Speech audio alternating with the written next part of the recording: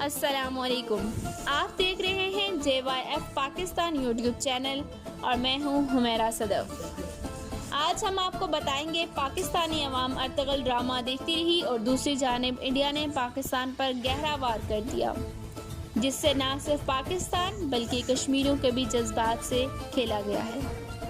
India के एक news channel ने कश्मीर की कैपिटल सिटी मुजफ्फराबाद और पाकिस्तान के 5वें सूबे गिलगित बल्तिस्तान का मौसम का हाल बताकर पूरी दुनिया को हैरान कर दिया।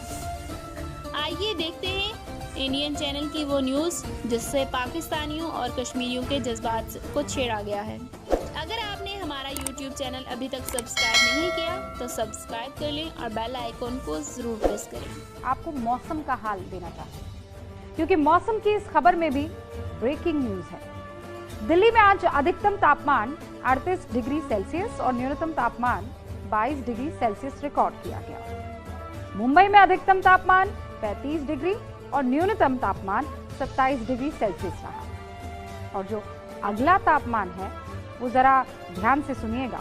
गिलगित बाल्तिस्तान में अधिकतम तापमान 26 डिग्री और न्यूनतम 4 डिग्री सेल्सियस रहा।